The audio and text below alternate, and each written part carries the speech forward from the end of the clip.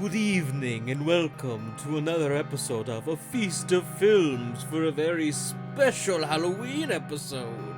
Ooh, With your hosts, Count Matt Blackula I want to suck your blood. Yo. and Ethan Stein. Ooh.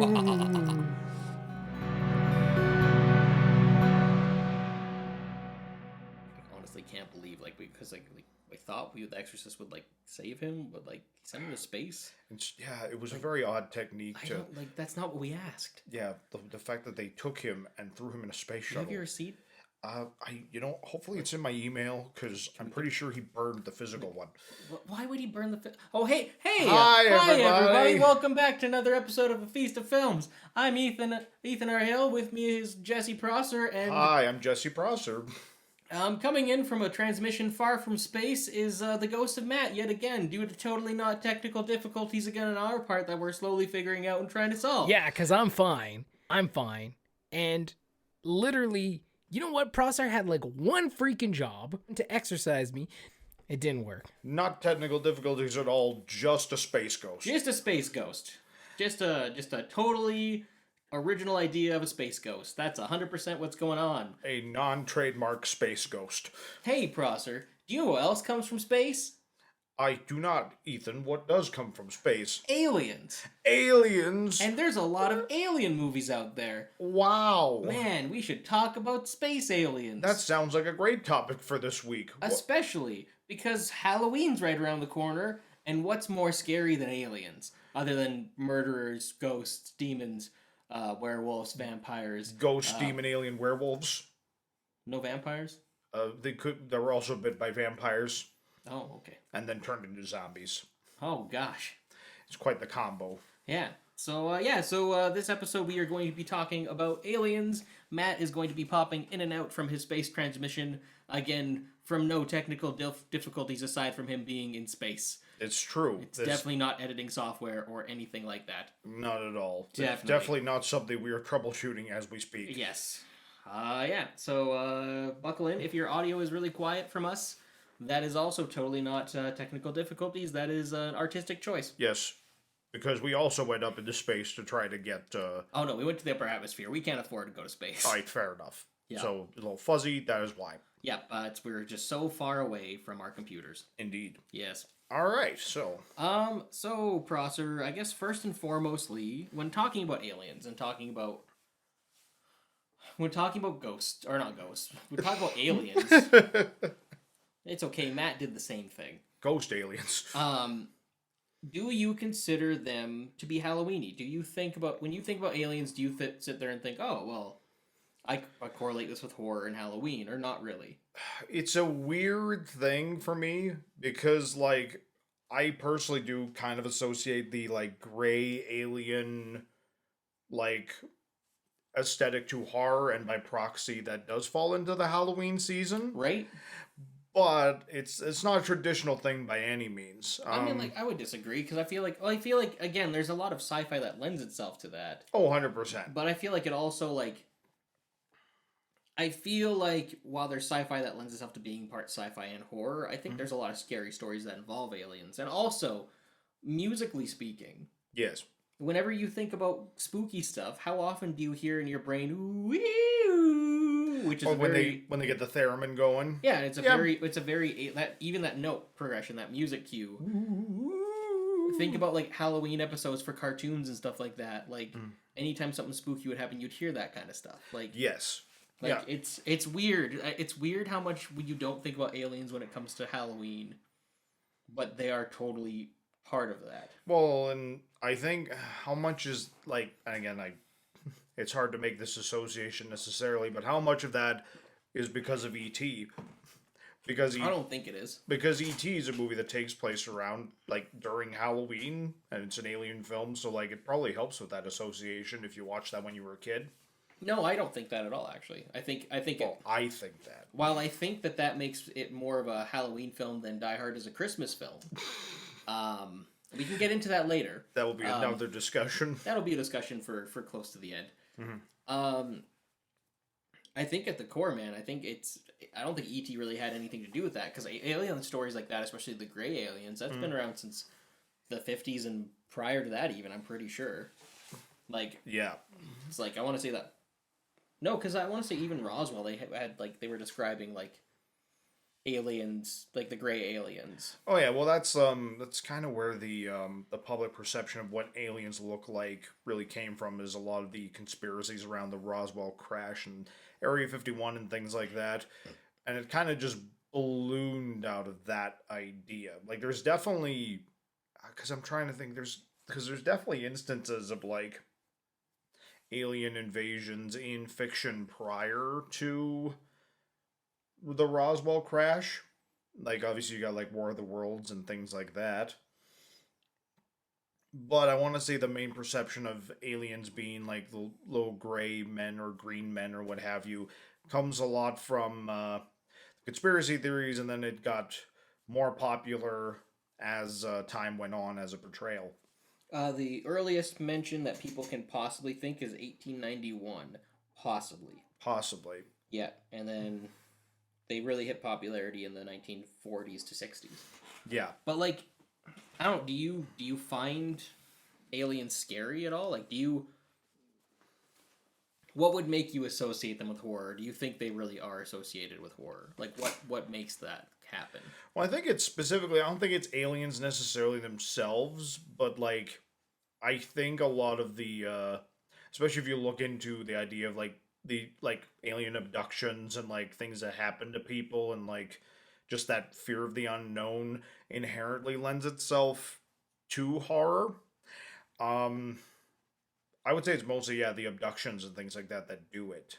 I mean, it would also be the, experimentation, all that kind of stuff. But at the end of the day, though, but that's at the hands of the aliens. So the aliens themselves would be kind of freaky. Yes. Like, oh, I think we're getting a transmission from Matt. Okay, Space Ghost Matt, what do you think? For me, I think at the end of the day, or at the beginning of the day, or the mid of the day, or maybe just a totally different day completely, yeah. It all depends, a lot of it, on the tone of the film and what they're going for. Because I think aliens can be very cool. Like, it's how the film always wants us to look at the aliens at the end of the day that matters. Right? Like, you go into Star Wars and none of the aliens in there are like, oh my god, I'm afraid of this alien. You're like, oh, cool design. Like, oh, that's like ugly as hell.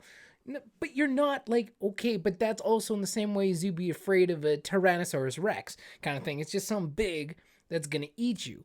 But it's not something that's going to come down from space and probe you in the butt or something. You know what I mean? So it depends. Like if you had a Rancor specific Star Wars film that really focused on the terror of it, sure, yes, that would make sense. But yeah, it always just depends on how the movie wants you to see it. Because like I said, most Star Wars ones, it's more or less like cool design, or they're in a cantina and you're like, but if those alien same designs came over and was in a film that was just tonally supposed to scare you, and they were just communicated as these grotesque things that want to hunt you or kill you, or beyond your understanding, or they're getting introduced into your own real world, well, it's gonna be a different experience. So I think aliens can easily be used in horror, no problem. All right, and it appears that we have lost Matt once again. Hopefully we can pick him up again here soon. Do you find him less spooky as a space ghost or more spooky? I personally think him being up in space makes him less spooky. Yeah, but what if he runs into some kind of cosmic power and comes back? Let's just cross that bridge when we come to it. I want to be prepared. Well, fair enough. Fair enough. Okay. What would be your favorite alien movie? Like, what do you think is your favorite movies that involve aliens? Like, what do you like about alien movies? What's the big thing about it that you like, and is it one thing it repeats itself in several different movies? Do you like a bunch of different types? I'm assuming you like the aliens that kill a lot of people, because you're just deep down only like slasher films. Well, if I just keep talking and you can't get a word in here, I can just have a whole conversation without you.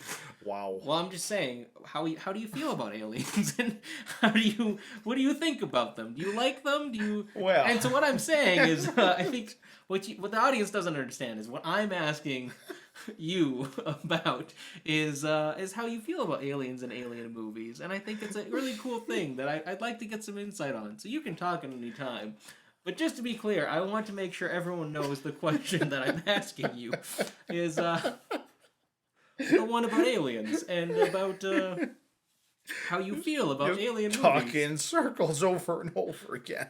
Yeah, but that's what I'm saying, and that's why I want to hear your answer about how you feel about alien movies, and what ones are your favorite ones? What kind of things is there repeat tropes? Is it one type of alien? Do you like a bunch of different types? Well, Because I know you really like The Thing and Alien, and I want to know if there's any other ones that you really like too.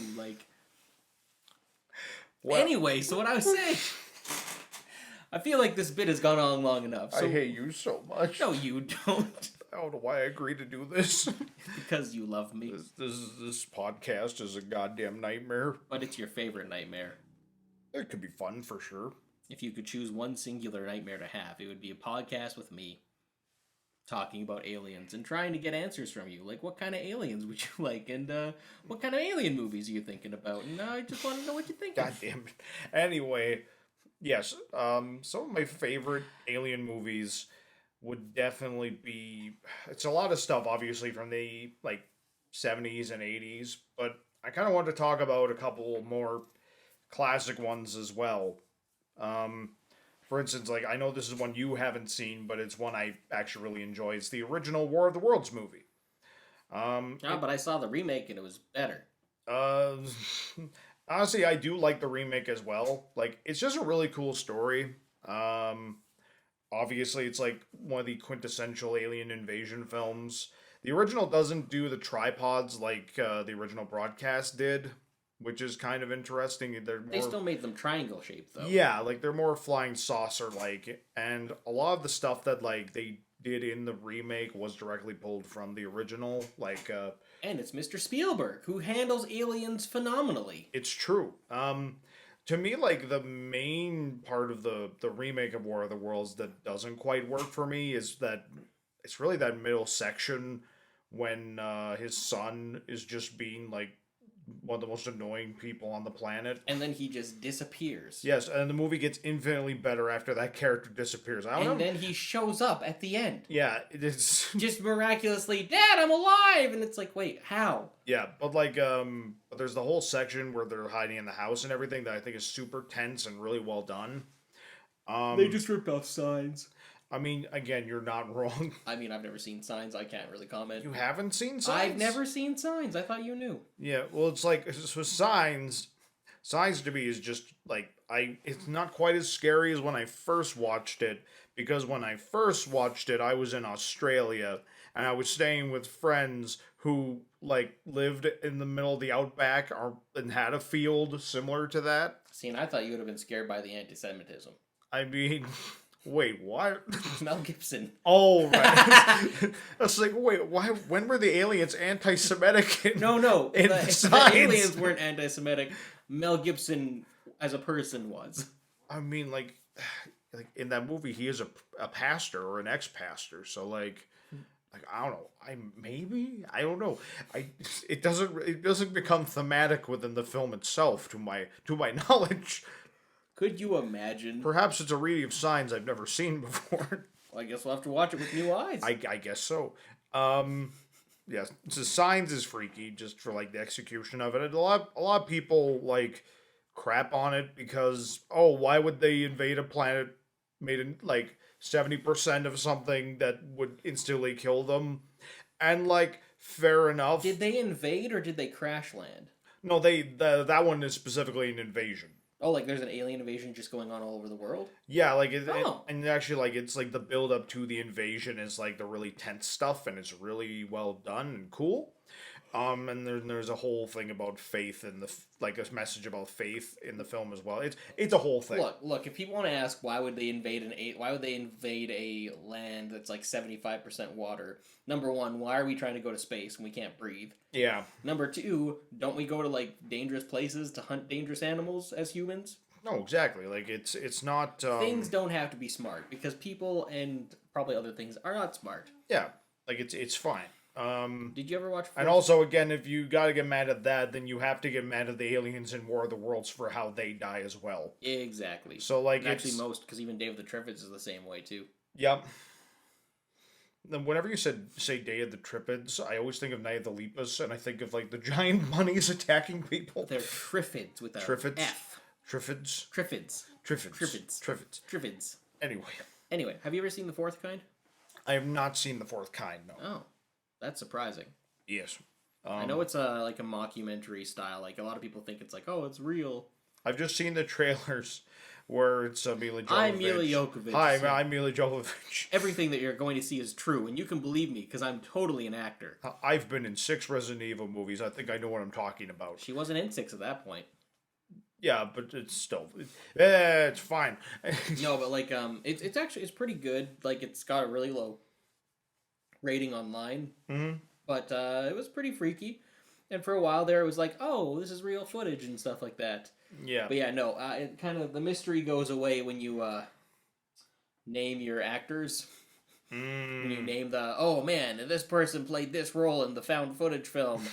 Oh, okay. Wait a minute, this isn't real? If you're going to have a found footage film, at least name your characters after the actors playing them. Mm-hmm. It'll help with a little bit of realism. Well, it's like the original Blair Witch. I could be wrong about this, but I want to say that the film was initially released without ending credits. I could be wrong about that, but like that whole thing like definitely added to the authenticity of it, and also the fact that like the actors were relatively unknowns at the time. So like if you're gonna try and pass something off as realistic, like you gotta do your due diligence with it. Well, that's why Paranormal Activity worked really well too. Yeah, because those guys were complete unnowns. Like nobody knew. Same thing. Blair Witch Project and that, and then everyone else has been not so much. Yeah. Like I don't think anybody believed that Cloverfield was a legitimate found footage film. Oh man, New York got attacked and destroyed by a giant monster, giant alien. I remember that. I watched it. The footage was real. It's like no, wait, no, it wasn't. Speaking of aliens, yeah, that's also technically an alien invasion film. Is it aliens or is it? Well, it's they never expressly say. Like, there's a lot of people who like, because there's that shot at the end with the thing falling from space. And people are like, "Oh, that's the alien, a giant monster crash landing from space." It's just like, or it's the meteor fell into the ocean and awoke something. There's a lot of theories on exactly how Cloverfield works. 10 Cloverfield Lane is straight up an alien invasion film, except for not until like the very end. Yes. Also, spoilers for 10 Cloverfield Lane. I mean, like again, you know, it's a Cloverfield movie. Yeah, exactly. Alien found footage films. Apollo 18. Oh yeah, the first movie we saw in theaters together. Yeah, it's true. It was alright. It was not bad. It is okay. It was yeah. alright. Yeah, I liked it. Well, I like the. Our roommate loved it. Yeah, I like the idea of the aliens and like the design. How they all looked like just moon rocks. They're rock lobsters. Basically. Yeah. No, it was a fun idea. It was just kind of. It was weird and like. It was like a really good creepypasta brought to life. Yes. Yeah, that one was pretty decent. I think Matt's popping in. Matt, you have something to say about alien movies and what makes them horror? Sure, hope he does. Otherwise, this is gonna be an awkward pause. It certainly will. It certainly will be. We're gonna find out. The line is for me. The line is always what the intent of the film is. And I would say aliens have the capability to be just as scary as any other thing out in the night or in the shadows. Oh, damn, the signal cut out again. I'm kind of relieved because, again, Space Ghosts Matt still creeps me out. That's fair. He's still a ghost. He can't get through doors. Yeah. One, like, and again, he can't do...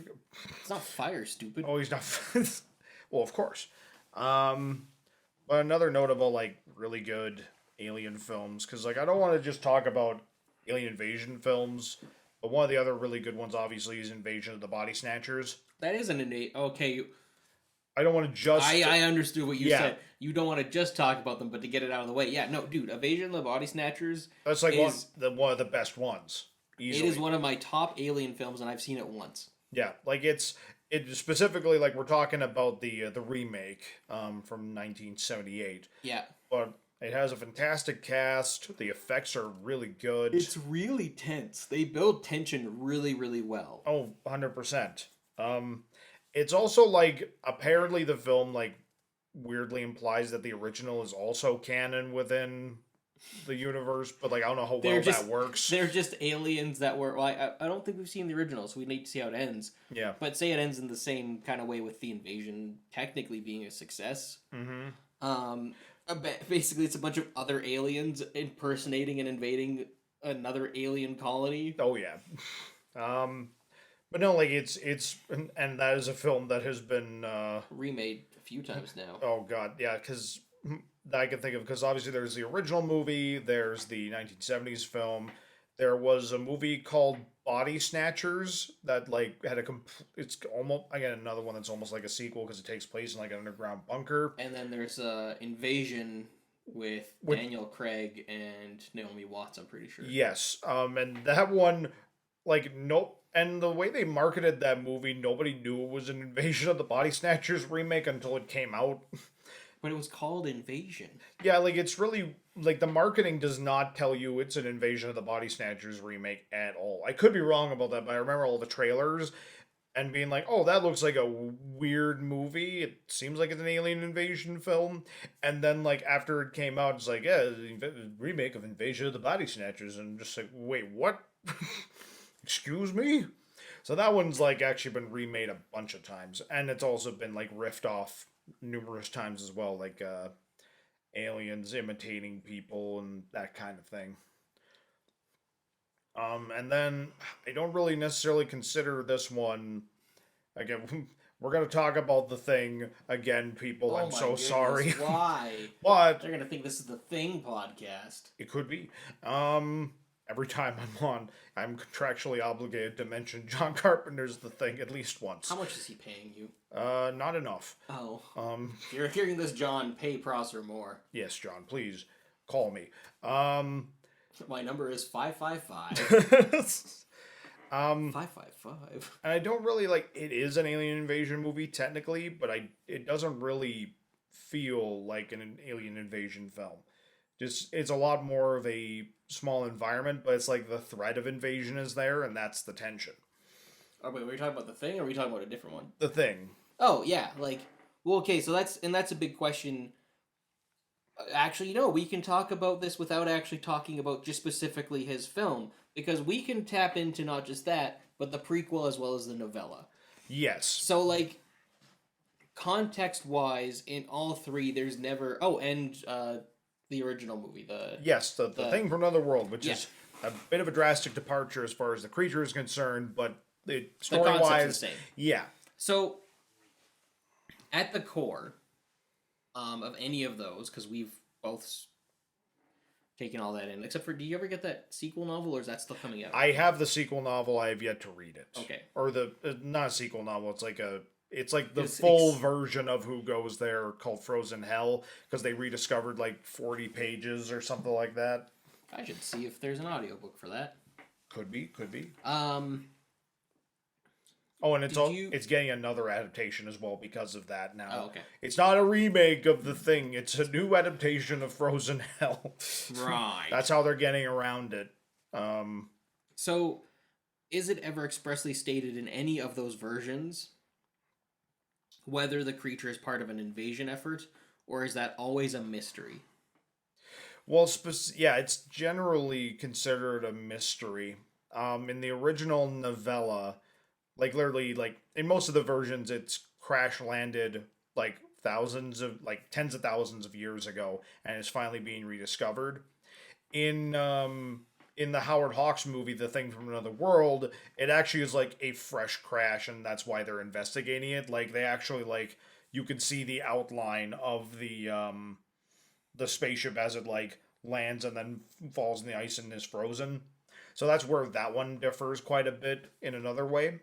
But more often than not, it fell to the ground. But there's a lot of like there's a lot of theories on if it was like a prisoner on that ship and escaped, or whether or not it was specifically coming to Earth. Like, Or if it was a science experiment gone wrong. yeah, like it never expressly is given motivation.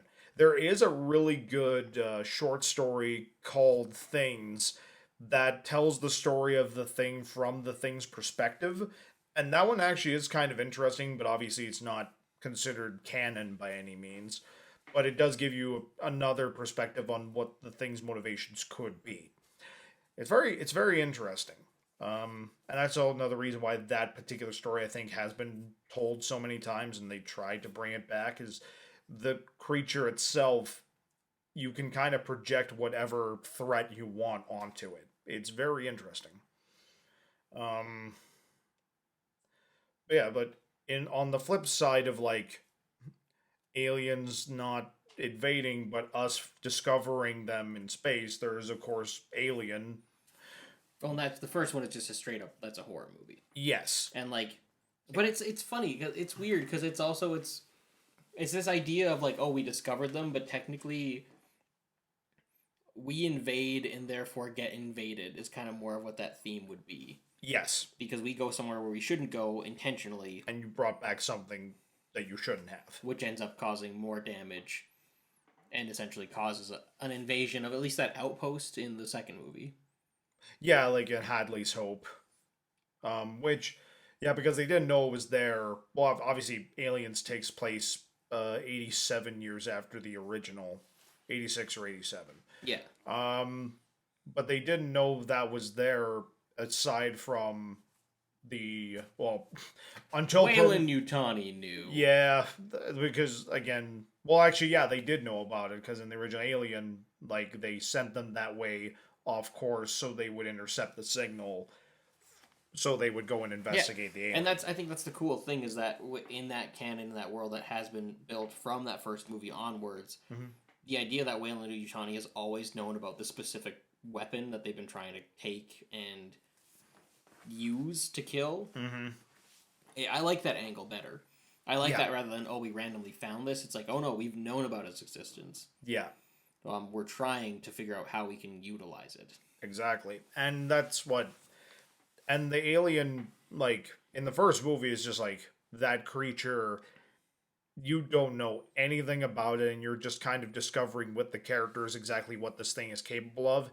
And it's absolutely terrifying. Like... I hate throwing around the term Lovecraftian willy-nilly, but, like, it is to a degree, because when they're going down to that planet, and they go on the ship, they see the giant space jockey and all that, these, like, big mythical structures, like, it is something, like, it feels ancient and otherworldly and threatening, and there is an aspect of Lovecraftian horror within that. They double down on it in Prometheus, of course. Like they go hard into like the ancient alien like god type stuff. Aliens created us from the beginning. Whoa! Like they double down on that stuff, but that original Alien is such a good mystery that is slowly unfolded to the audience, but they don't give away too much. Obviously, as the series goes on and they explore more and more of that creature, like the mystery has gone away to a degree. But that creature is still iconic and threatening and still terrifies people even to this day. So, there's something to be said for that. Well, so this is something you told me about years ago, and we've kind of discussed it a few times, but like the interesting difference of, because if you talk about aliens, we got to talk about Predator. Because Predator is technically an alien film. Mm-hmm. But the fears that go in, the different types of fears that go into Alien versus Predator, and the theory that you talked about, basically you said that there was a theory out there around where like women are more afraid of Alien whereas men are more afraid of Predator. Well, like, what exactly, like, explain that a bit better, because well, like to me it's like I came up with this theory and it's not an exact thing. Oh, you came up with it. This is something that I observed, because like a lot of people, like a lot of fans of the Alien movies hate the fact that Alien versus Predator exists, and like Predator fans are just like, oh, cool, it's another thing that they hunt and all that. Like, there is a crossover there, and there's, like, fans of both, but, like, Alien and Aliens are considered to a lot of people to be high cinema, And unfortunately, the first Predator isn't, just because like action films always get a bit more of a hard time. I thought it was considered a classic. Oh, it's considered a classic, but it's not considered on the same level that Alien and Aliens are for a lot of people. I would 100% consider it on the same level as Aliens. I do Okay. If you want to get pretentious about this for a second, to me, Alien would be the highest concept one because it's the most vague. It's can work on its own. You don't need anything else around with it. Yeah. And again, it's not really like a shoot 'em up movie. It's a survival. Yeah. To me, that would be like the closest thing to like, high cinema would be that first Alien film. Oh, exactly. Whereas like if you tonally 100% Aliens shares more in common with Predator tonally than it does with the first Alien movie. Yes. Even meeting the military team, like meeting both military teams, them going on their mission, all that kind of stuff. 100%. A group of badasses that are horribly outgunned by a force they don't understand. 100%. Like it's thematically, it's very the same. Yeah, which is why it's like I always thought they do complement each other to a certain extent, and like the movies haven't helped at all. Like the Alien vs Predator movies they did definitely didn't help at all in that regard because they were very schlocky and not well done. Well, because that was when Alien vs Predator first came out. You agree that was at the height of like the PG-13 horror film, right? Yes. That was we'll release an unrated cut, but like change basically nothing. Cause, yeah. We'll add some CG blood in the same movie. Which is funny because I want to say Underworld and Resident Evil are both rated R. Yes. But they have this exact same vibe as Alien versus Predator. Yeah, it's like they're all very like again post Matrix in a lot of the way. It totally is. I didn't even think about. Yeah. I'm thinking about the fights that the Predators do with aliens, and it's like, Neo's in that costume, and it makes more sense suddenly. Yeah, like the law of the way that the action in Resident Evil, that first Alien versus Predator, and Underworld is shot. They are very like post Matrix. Slow motion, a lot of like wire work type stuff. Like it's all very it informed the action of the time, and like a Requiem for what it is, action wise feels a lot more true to how the franchise has been in the past. Everything else is crap. Like the soundtrack's amazing though. I give a lot of credit to Tyler? Yeah, for doing like the soundtrack is awesome for Alien vs Predator Requiem, but everything else is not great. But to me, it's like getting back to the original discussion, Alien as a franchise, like what it is about and how that creature functions, tends to prey more on what are considered like more feminine fears, generally speaking. Yeah. Whereas the Predator franchise tends to lean more towards what are considered masculine fears. And that's why to me they kind of complement each other. When it comes down to like for Alien, it's the themes of like violation and assault and that kind of stuff and non-consent. Whereas with Predator, it's a bunch of the most manly men you've ever seen. They're outmanned by an even bigger, stronger beast. Well, and even talking to one of my friends about our fears and stuff like that, like my friend Taya, she doesn't quite care for ghost movies. She doesn't. Yeah. Paranormal doesn't do anything for her because she's not really scared about that. She's more scared of like the slasher villains or like the ones that the actual physical threat that they can come after you. Yeah. Whereas for myself, yourself, and I know a lot of guys, it's like, no, we're scared of the thing that we can't physically fight off. Exactly. It's like we have a chance against Jason Voorhees at all. Like this. Well, that's the mess up thing. And like at the end of the day, like there is a lot of crossover there, and I'll never say there isn't. But to me, it's like dudes are far more like fragile. Oh yeah, I just punch him in the face. Yeah, we all think that we do great in this situation. Oh, the vampire tried to take me. I just punched it in the face. Like that's always a lot of dudes tend to think that like in the situation like that they would be the guy who'd be like, aha, and I'll just punch the monster in the face. But like Predator says, oh yeah, Arnold tried to punch this thing in the face and it just shrugged it off and just tossed him around like he's nothing. Like that's even the biggest dude on the planet can't do that. And the thing in Alien is like overcoming the fear of the dark Yeah. and what is lurking in the dark. And with Predator, thematically in most of the movies, the way that the Predator is defeated is not a physical fight. It's you had to use your brain. You can't outmuscle the problem. You actually have to use your brain to solve it. And a lot of luck. Yes, and that to me is like what's interesting. Like there is a theme that goes through most of the Predator films in that regard. Like you can't just punch your way out of a problem. You actually have to use your brain to survive. Like that's the that to me is why they do complement each other to one degree or another, you know. And again, like I have like I could be wrong about this to a certain extent, but that's my own personal theory as to why thematically they actually work very well. Is because the the themes that they talk about are there is crossover there, but they do talk about two very different aspects. And like again the negative aspects, but like it's Yeah. complementary to each other when it Yes. comes to those kind of problems. 100%. So Matt's back. Matt's back. We're receiving another transmission. Matt, what are your thoughts? Did you hear any of that? I mean, there's lots of alien movies. That's kind of what I was leaning towards, because like obviously Alien is really great. Obviously the thing. You know what? I'm picking A Quiet Place. I love A Quiet Place. I love A Quiet Place. The first one was really really good. Second one was good too. I think the first one was better, but yeah, Slither. How we forget? Just yeah, you forget how many movies actually are alien based. I mean, it's a good rebuttal, but I don't know if I fully agree. Not bad for a space ghost. Oh, I guess okay. So in talking with this, and like alien movies are fun. Do you believe aliens exist, and do you believe that UFOs are a thing? Allow me to incriminate myself and put on my tinfoil hat. I actually do. Yes, I definitely believe that aliens exist, and But in what capacity, you're not sure. exactly. And So you're even agnostic about aliens. well, of course. That's hilarious. Well, just I like to keep my options open. Yep, can't commit to anything too strongly. Indeed. Like me. How dare you?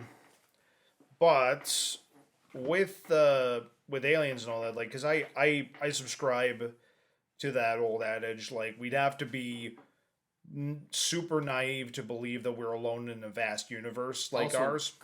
incredibly egotistical. Yes, to believe that we're the only ones who have figured out the things that we've figured out and like been in that Goldilocks zone to develop the way we have. Like the galaxy and like the universe is massive. Like there are many planets that do fall into the same sort of category as us. Now, whether or not those civilizations are as advanced or more advanced or just as advanced or where they are in space travel and all that, nobody can say because nobody's discovered anything. I just think it would be incredibly it would be a detriment to believe that we're alone in the universe. Now, do I necessarily believe that we've been visited by aliens, or do I believe that every single UFO sighting that is recorded on a blurry camera, or that like I saw an alien in the woods and chased it back to his ship? Like I don't necessarily subscribe that every single encounter is real. But I have to believe that at least there's a certain extent that would be, to one degree or another. Actually, it's So I love that the U.S. government has just come out bluntly and said UFOs exist, yeah. and everyone didn't care because it was in the middle of COVID. Everyone's like, okay, Yeah, like that's not the weirdest thing to happen to us. we just survived the Trump presidency, and you want to tell us aliens exist now? Like, it's one of those things. Like, it's actually kind of interesting. Like, I've been doing a lot of research on like inventions, like secret inventions of like World War II and like things that like technologies that could have existed, things like that. And there is actually like accounts from the like late 40s and early 50s in like I can't remember exactly where. It's like it's either Antarctica or wherever, Mhm. of like naval ships encountering flying saucers coming out of the ocean and all that. Like there's like accounts of this, like actual military accounts.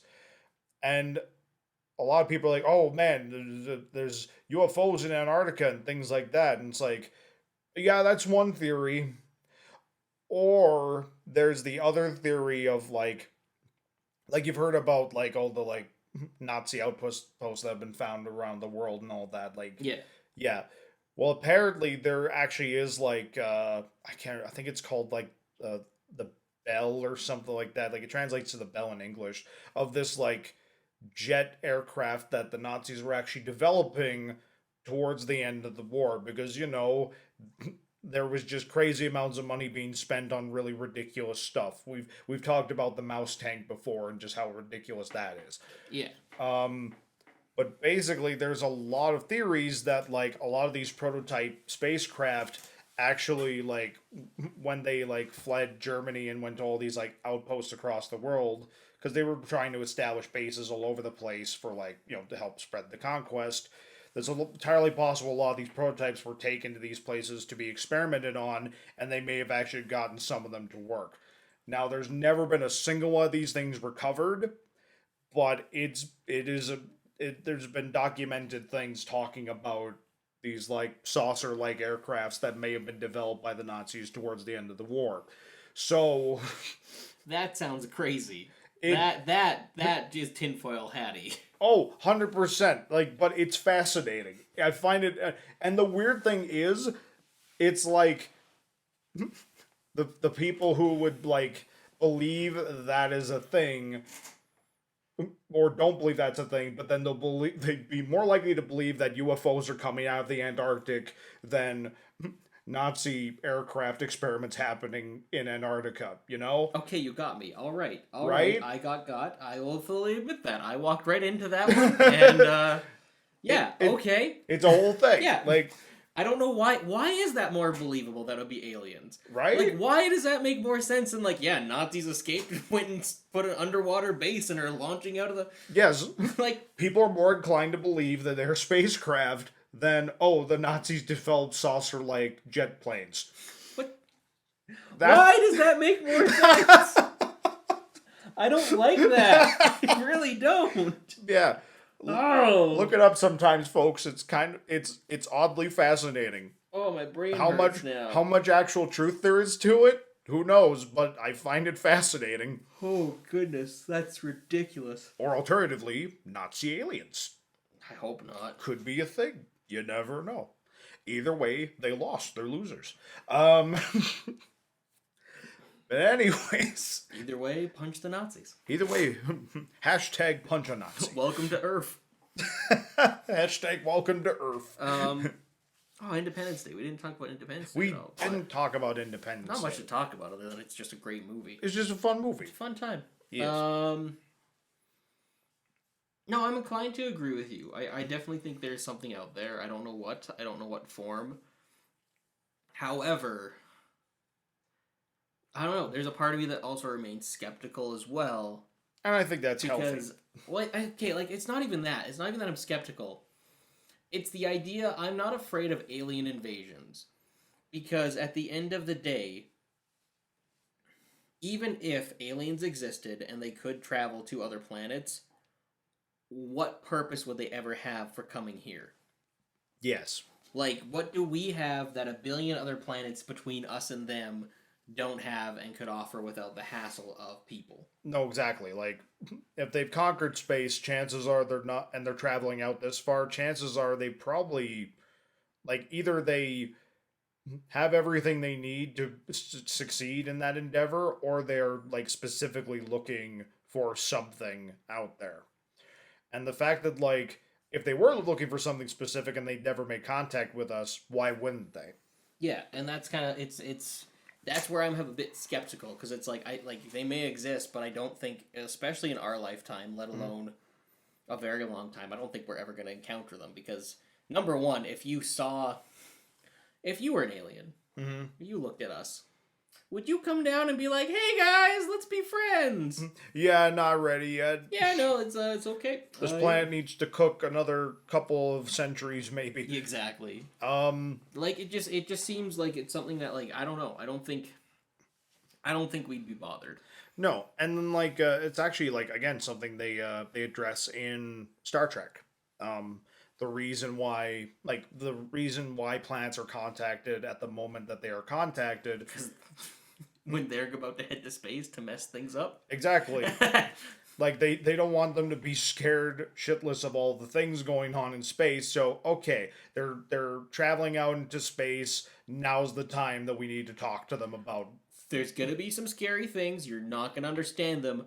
Please don't vaporize them, or we're gonna have to vaporize you. Exactly. Like, so I feel like if anything, that would be when we get our shit together enough that we're actually like starting to travel into space Further than Mars. Yeah, that's when we would probably start encountering aliens, because it's like, oh hey, they're at a spot where they're going to be exploring anyway. Let's help them out.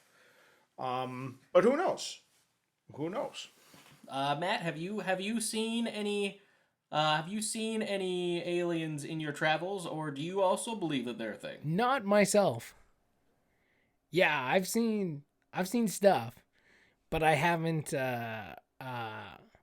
experienced UFOs. Yes. 100%. Listen, whether they're here or not is a whole nother question at the end of the day. But the fact that does life exist in the galaxy outside of us? Yes. Because I think it's it's the most human, egotistical thought that we are literally the only life in the galaxy. That's so far from impossible. Like, it's not even close. And if we are the only life in the galaxy, that's a terrifying idea. That there is nothing else out here, just us on this tiny little one planet. But yeah, I 100% believe there's aliens, and I 100% believe the question again, are they here? Have they been here? Have they observed us? Are they present? I also believe that's true as well. Like, I just do, because there's so many, even like the knowledge that the ancient humanity has, and like the different lore and the different legends. I'm like, man, that all points to extraterrestrials if you break down, the mythological aspects of everything. It's like, where would people come up with this crap? Like, how did they build some of the things they have built? It's pretty insane. And then too, just seeing like, I think there's enough like recorded footage of like just strange happenings in the sky, or different footage from UFOs, and some are definitely like, oh, you could explain that. Other things, not so much, and a lot of first-hand accounts maybe some people are making it up, but some people are very, very sure of what they saw or what they experienced. So, it comes down to, I guess, each person. But to me, the numbers for it are too likely. Like, if they did not exist, there wouldn't even be a thing about it, because it would be useless. Like, when are they landing? Like, well, that was a very enlightening transmission from Matt there. All right. I guess follow-up to this, though. Have you seen a UFO? Have you ever had an experience? Have you had a close encounter? I personally have not. However, I have, like, I know people who, like, are close to me that I trust that, like... Hello.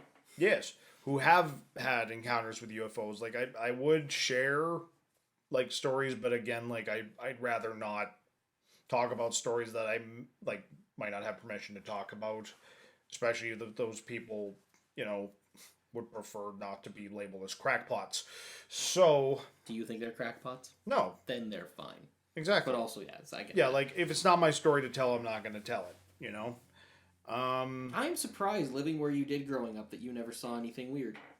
Well, I've seen lights in the sky move in bizarre ways before. That's a UFO sighting. Yeah, like, but nothing like crazy. I've never had like an insane like UFO encounter like you've heard about in like documentaries and I'm things not like asking that. about you getting abducted. I'm asking if you've said, have you seen a UFO? The answer is yes. Neither of us have been abducted. Yeah, actually, the funniest story I have about like seeing a UFO, and it got even more hilarious after the fact. I was up on a film shoot in the Moose Mountain area outside of Calgary. Yeah. And it was like right in the morning, of course, like dark lasts way longer in the winter. And like I'm on a country road, no lights around whatsoever, and I kind of just look up in the sky, and suddenly I see like just in a row all these lights moving across the sky in perfect unison, way up in the atmosphere. And there's like, at this point there's like 25 plus of them just traveling across the sky in perfect unison, perfectly spaced across from each other. So I'm like, okay, that's deliberate. Oh, there's a lot of them. Oh no, it's happening. Like, I'm like losing my shit, and I'm going to people like on set, and I'm just like, did you see the lights go across the sky and all that? And like, nobody else except for like one other guy saw it. And I was like, oh my god, I'm either going crazy or it's just the end of Evangelion's about to happen. I don't know. Is the one guy just being, yeah, I totally saw it too, but it's okay. Yeah, like, I was losing it. I was, like, losing my mind because I'm just like, no one's going to believe me. There's all these sites go across the sky. We're all doomed. And then the next day I find out it was just Elon Musk launching his damn satellites in the air. And, like... Amazing. And I was like, well, that makes a lot more sense. But at the moment, I was, like, losing my mind. I'm just like, well, this is how it happens. I'm going to be up a damn mountain at minus 25 when the aliens invade. So that was a fun time. But there was a rational explanation as to what was happening. So I try not to, like, immediately assume when I see things like that it's, like, something extraterrestrial. But I've encountered many UFOs in my day. Is that the only major one, or? I could think of specifically, like, I've seen, like, lights, like, kind of, like, start at one place, move down, move across, zigzag, and then, like, fly off. Swamp gas. Swamp gas. It was a gas leak. It's a weather balloon. Yes, a weather balloon. Like, weird things like that I've seen a couple of times. But, like, again, I try to always assume there is some sort of logical explanation, but sometimes shit's just weird, and you can't explain it. Yup. Yup. Yup. How about yourself, Ethan? Have you ever encountered a UFO? Yes, and you were in the car with me when it happened. No one else saw it, only me. You were driving. Yes, only you. You were driving, Jesse was in the back seat. And we were going along up Nose Hill. Yes. And I think maybe you'll remember this as I'm telling it. But we were going up Nose Hill, and I look out my window, and there's this black box floating in the sky in the horizon, like far away. Because it's going behind trees, it's going behind like lampposts and stuff. So I'm like, that's weird. And I was following it along, and there's like some telephone poles. And I was following along some telephone lines. And like, it wasn't moving like it was along these lines or anywhere near. And I'm watching it, I'm like, that's kind of odd. It's just a black rectangle. It's just a weird black floating rectangle. And then we get past some trees, where we hit some trees, and it disappears behind it. We get past those trees, and it's just gone. Mm-hmm. And it's far enough away in the horizon that that's not how the horizon line works. It shouldn't just disappear. Yeah. And I just turned to you guys calmly, and I'm like, I think I just saw a UFO. And you guys are like, wait, what? And I'm like, I don't know. Yeah, I definitely remember this. I never saw it myself, but I definitely remember you talking about this. Because I was a weird, like, it was just weird. It was just, it was there and it was gone, and I have no explanation for it. It was technically flying. I couldn't identify it, so it's technically a UFO. And I can't even draw, like, an interesting picture of it and be like, yeah, this is the UFO I saw, because it was literally a black box. It was the Borg. No, it wasn't like a square box. It was a rectangle. It's like the monolith from 2001. Oh, yes. Yeah, except for it was floating horizontally. Interesting. Yeah, it was weird. It was really weird. Yeah. Like, again, like, it's one of those things, like, I wish I could have seen it as well to, like to confirm your story, but unfortunately I didn't. But isn't that always how it goes? Well, and everyone's always like, well, why didn't people, like, people would be filming if this happened. Like, do you always have your damn camera ready to go? I had my phone in my hand, and I didn't think, in the entire time I was looking at it, trying to figure out what it was, I'm like, I should film this. I could have, but I didn't think about it because at the time you're kind of busy being like, "What am I looking at?" Yes, because like most people when they like see like cryptids or UFOs or like just strange phenomena, things like that, the first thing that comes to their mind isn't, "Oh my god, I need to pull out my camera and take a picture of this." It's usually like it's going away and then they're like, "Oh my god, I need to record that." Like, If you saw a Bigfoot, would you try to record that? no, I'd be like, "Holy shit, it's a Bigfoot," and I'd probably start running the other way. Exactly. Yeah, like that, I'd be far more concerned about that than anything else. So I guess it's time to die. Could you imagine? And that's how Prosser met his match. What? He met his maker. Oh, there you go. No, so question of the day. So yeah, so now it's time for the question of the day. Wow, you're really pushy for that question of the day. Yes. You know. Prosser, what is your favorite non-horror based alien movie? If you don't have an answer, I can go first, because we all know my answer. I would say go first. I need to think on this, because most of my favorite alien films are, in fact, invasion movies. So my two of mine, because I'll give two, and one can lend itself to a bit of a discussion. Close Encounters of the Third Kind is 100% my favorite alien movie. Yeah. That is one I can watch on repeat. I love that movie. I know a lot of people don't care for that for some reason. I love it, and I know there's 3 different cuts. Maybe that's it. I can never remember which cut is my favorite. But I genuinely absolutely love that movie. It's such a good feel-good movie. It turns into this weird mystery of like what's going on with these UFOs, into just this like heartfelt connection with them. I love it. Yeah. No, it's a solid movie, man. The second one that I'd say is probably my favorite after that would be E.T. Of course. And Keep Spielberg thing going. And E.T. is a Halloween movie. And it's a Halloween movie because you can't take Halloween out of it without messing up the entire plot. That's not true. That is 100% true. You could have it take place during Arbor Day. No. Yes. No, you couldn't. Just have E.T. dress up like a lumberjack to go out. No, that's not how it works. They needed E.T. to dress up in the ghost costume and pose as Gertie in order to go trick-or-treating to get away from their mom so that they could go out and contact his family. If you remove Halloween, that plot doesn't work. I mean, there's other ways they could have gotten him out of the house. None that work smoothly. None that work seamlessly, especially with how much their mom was paying attention to them. I mean, they just say, "Hey, we're going on our bikes." Put him on the bike. But how are you getting them out of the house without being seen? Carefully. Instead, They did to cause a distraction. No. You're just trying to come up with illogical fallacies. When in reality, Die Hard you can remove Christmas from and have the exact same movie.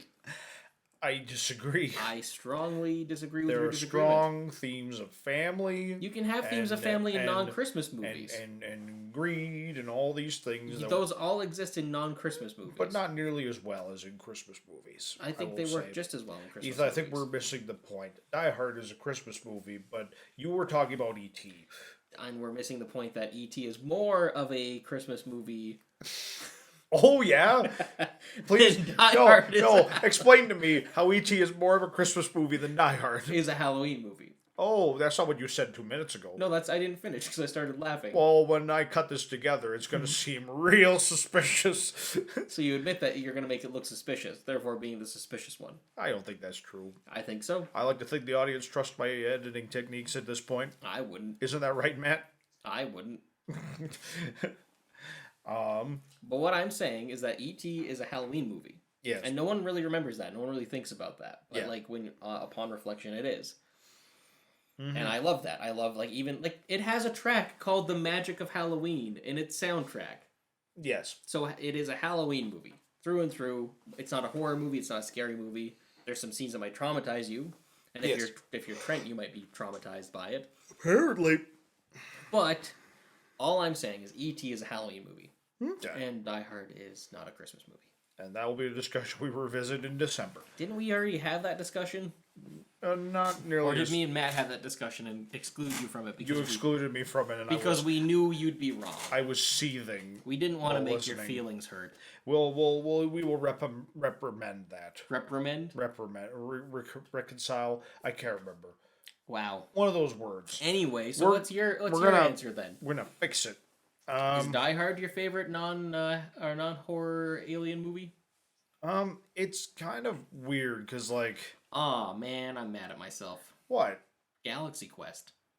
Galaxy Quest. Galaxy Quest is actually probably above E.T. Yeah, Like, I love Galaxy Quest. Galaxy Quest is phenomenal. One of the best Star Trek things We to come need your help. Well, I guess, yeah, because, like, funny enough, on the subject of Star Trek, like, technically those are technically alien movies, but, like, you can't Like, really. I wouldn't say they're specifically alien out. Same films. thing with Star Wars, right? Like, Because it's just general science fiction, you know? Like, like, that would be cheating to me picking something like that. What I am going to choose, one of the ones I would say is The World's End. oh, right, yeah, that's a good one. Because, like, again... Are they alien? Yeah, they are aliens. Yep, they're an invading alien force. It's kind of like more of an AI sort of thing from space that's like replacing people with robots. Spoilers for The World's End.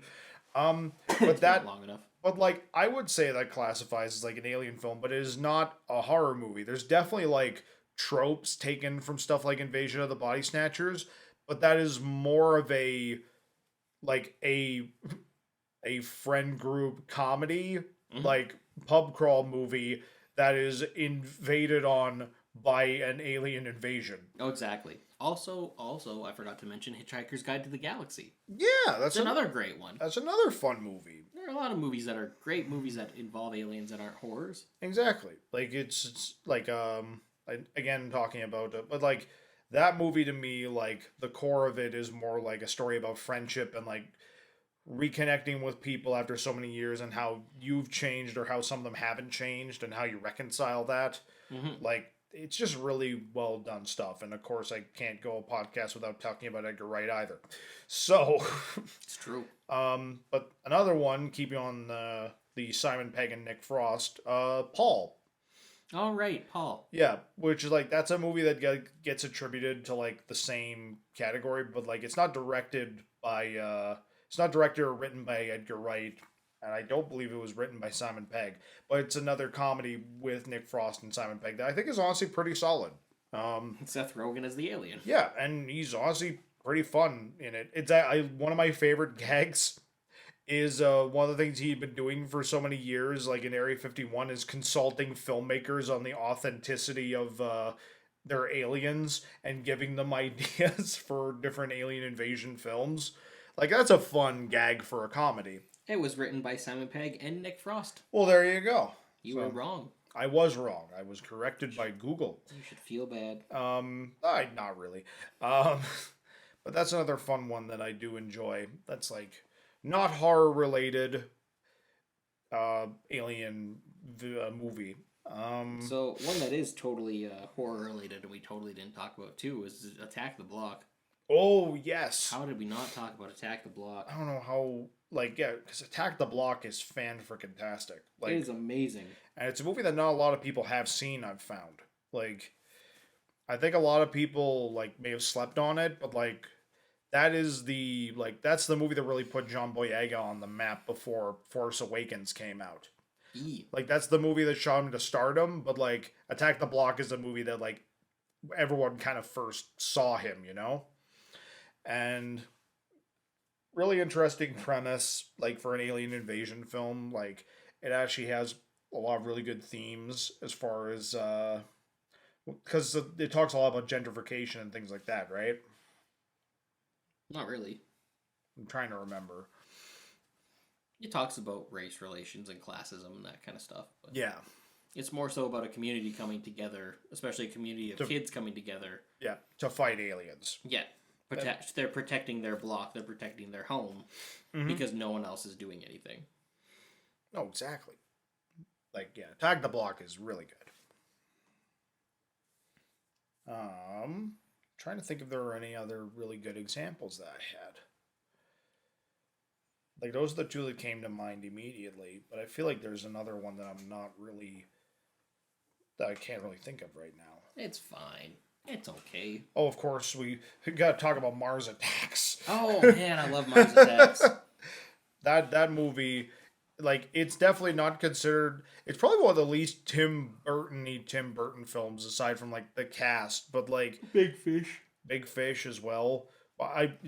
Big Fish is a better movie than Mars Attacks. Well, I still love Mars Attacks, but also I didn't see it until I was an adult. See, I watched it when I was a kid. Like that was one I watched a lot alongside Independence Day. Honestly, it's a weirdly fun double feature with those two. But no other movie has the aliens defeated by playing Tom Jones. Yes, but also, is it Tom Jones? Pretty sure it's Tom I Jones. don't think it's Tom Jones. Look it up. I could be wrong, but I'm pretty sure it's Tom Jones. All I know is Michael J. Fox and Jack Black are both in it. The cast is amazing. Oh yeah, 100% Jack Nicholson, friggin' Pierce Brosnan. Isn't Jack Nicholson the president? Yeah, he's the president. Yes. Oh, goodness. Pierce Brosnan, I'm pretty sure is like his like bodyguard or like one of those things. No, he's like a scientist. Oh yeah. Danny DeVito, Martin Short. Ving Rhames is in it as well, right? Tom Jones is in the movie, so maybe you're right. But I remember the song that breaks them isn't. I thought it wasn't a Tom Jones song. Slim Whitman's Indian Love Call. Ah, okay. I think I got like my wires crossed because Tom Jones is in the movie. But so sorry, people. But it is the aliens are defeated by the power of music. Exactly. And isn't that what life is all about? And also, everyone just dies. There's like, there's no in unceremoniously hilarious ways. What was the one gag where they're like knocking down the monuments and all that, but then for the Leaning Tower of Pisa, they just put it. They straightened it. Yep. Just really, it's one of my favorite gags whenever I see that in a movie. Oh yeah, Natalie Portman's in it too. What about you? What about you, Matt? Do you have any? Probably the first Men in Black. I love that movie, and I mean, like, I'm not gonna say Star Wars because that's just like, Star Wars is its own thing. It's not necessarily an alien movie. It has aliens in it, but Men in Black is very exclusively about aliens. Yeah, absolutely, and it's fun, and the cockroach is gross. It's slimy. It's